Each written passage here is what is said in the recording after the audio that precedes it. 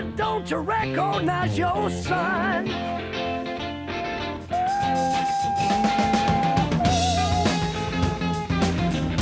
Coming home, yeah, yeah.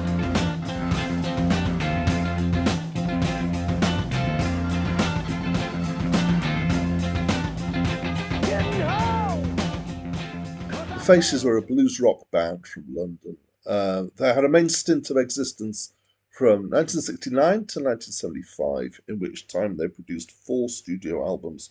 Since then, they've had several reunions, which seems to be a fairly obligatory thing to do these days.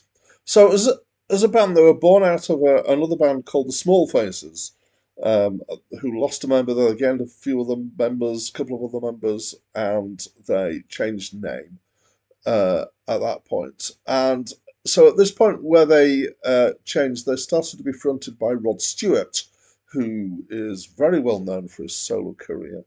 Other members of the Faces of note were Kenny Jones, who went on to join The Who, and Ronnie Wood, who went on to become a Rolling Stone. Interestingly, later iterations of the band, so in reunions, a couple of other famous people have been included: Glenn Matlock of the Sex Pistols and Mick Hucknall of Simply Red. So this is the second album under the name The Faces, and it's a really quite a good blues rock album. So there's some great songs in here. There's quite a variety. The main things are kind of upbeat, bouncy along blues rock stuff, and then there's a few slower, more evocative numbers.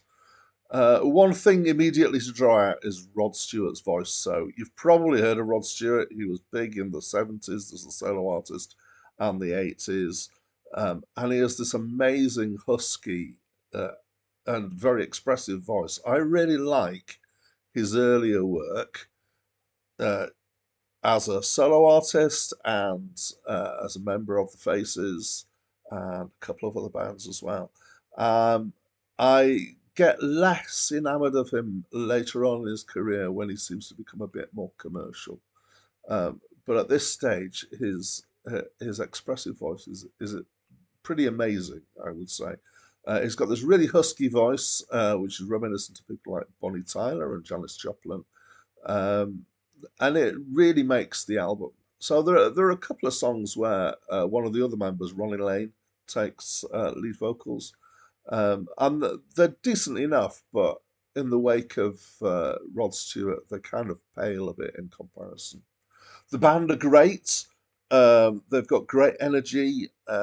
It's very kind of loose and live feel. They're definitely playing off each other. It doesn't feel produced, but it is kind of well made in that sense. And I think the essence of it is that there's great heart and soul to the playing, so it really feels good.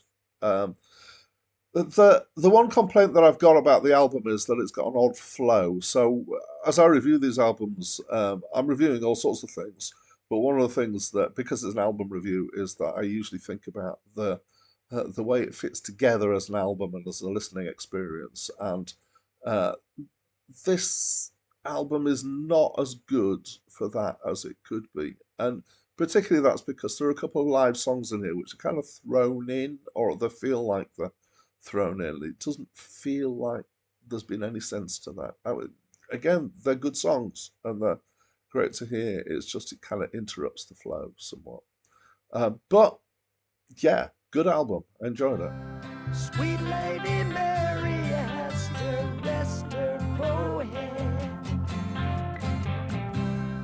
Wakes in the morning with her breakfast in bed. I tried to